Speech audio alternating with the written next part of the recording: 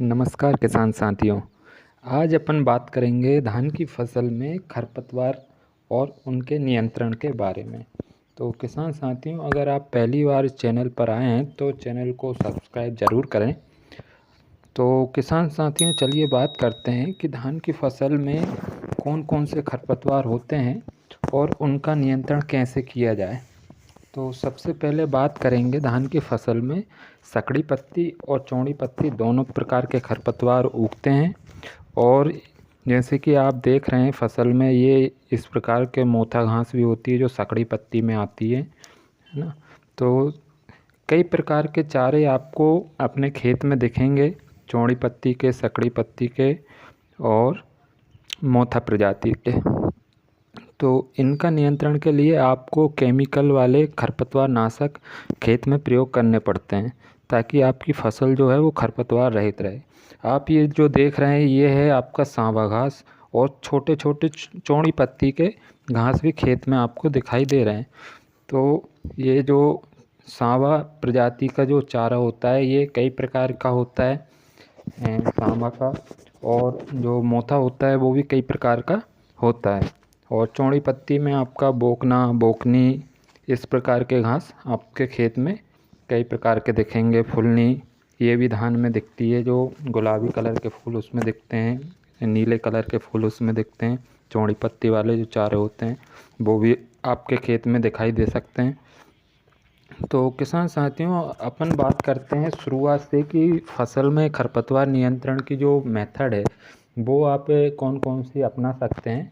तो आज की जो वीडियो है वो रोपाई वाली धान में खरपतवार नियंत्रण पे होने वाली है। तो आप वीडियो को ध्यान से देखिएगा ताकि आप भी अपनी खेत में जो धान की फसल है उसको खरपतवार रहित रख सकें। तो किसान साथियों, सबसे पहले बात करेंगे जो प्री इमरजेंसी हर्बिसाइड होते हैं उनके बारे में, कि उनका प्रयोग धान की फसल में कैसे किया जाए ताकि फसल में शुरुआत में ही जो खरपतवार हों वो ना उगे।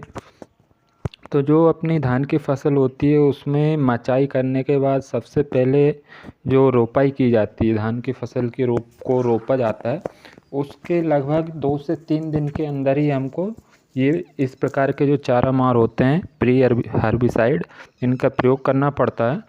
तो ये 3 दिनों के भीतर आप खेत में प्रयोग करेंगे तो आपको ज़्यादा फ़ायदा होगा। इसमें आप सिंजेंटा कंपनी का रिफिट प्लस जो हर्बिसाइड आता है उसका प्रयोग कर सकते हैं। उसके बाद में पायरोक्सोसल्फोरान करके जो टेक्निकल वाली दवाई आती है उसका प्रयोग कर सकते हैं, जो साथी के नाम से आती है, यूपीएल की साथी। तो इनका प्रयोग आपको यूरिया में मिला के या बोतल से थोड़ा थोड़ा मेंढ के बगल से ही खेत में जो पानी भरा रहे तो आप छिटक छिटक के उसमें प्रयोग कर सकते हैं। ये ऑयल ओडी फॉर्मुलेशन में होता है, ऑयल मिश्रित दवा होती है, तो ये पूरे खेत में एक समान फैल जाती है। इसके लिए खेत में पानी का होना बहुत ज़रूरी होता है। अब बात करते हैं कि अपनी जो खेत में चौड़ी पत्ती और सकड़ी पत्ती के चारे होते हैं इनके नियंत्रण के लिए उगने के बाद जो घास, जितने भी प्रकार के चारे होते हैं, अगर उनको उगने के बाद कैसे नियंत्रण किया जाए तो उनमें कई प्रकार के खरपतवार नाशक आते हैं। तो आगे उन्हीं की बात करते हैं। तो सबसे पहले हम बात करेंगे बिस्पायरीबैक सोडियम की। बिस्पायरीबैक सोडियम 10% एससी फॉर्मुलेशन में आता है, जो आपको नॉमिनी गोल्ड में मिलेगा। पीआई की नॉमिनी गोल्ड आती है, तो आप इसका प्रयोग कर सकते हैं। ये चौड़ी पत्ती और सकड़ी पत्ती दोनों पे काम करता है, लेकिन इसके साथ में आपको जो मेटसल्फोन मिथाइल प्लस क्लोरिमिनोल इथाइल, जो आलमिक्स का जो टेक्निकल है, आलमिक्स पाउच आते हैं 8-8 ग्राम वाले, उनका प्रयोग आप इसके साथ में करेंगे तो आपका जो मोथा घास होता है वो भी साथ में कंट्रोल हो जाता है।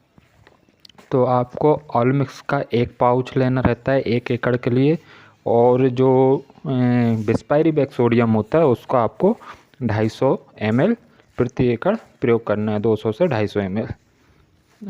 कुछ कंपनियों का जो डोज है वो कम रहता है, लेकिन अधिकतर मेनली जो देखा जाता है 200 से 250 ml बिस्पायरीबैक सोडियम बढ़िया काम करता है। और उसके बाद बात करते हैं दूसरा जो खरपतवार नाशक होता है, जिसमें सभी प्रकार के चारे कंट्रोल होते हैं, और ये नया खरपतवार नाशक है कॉर्टेवा डुपॉन्ट कंपनी का। तो इसका नाम है नोविक्सिड।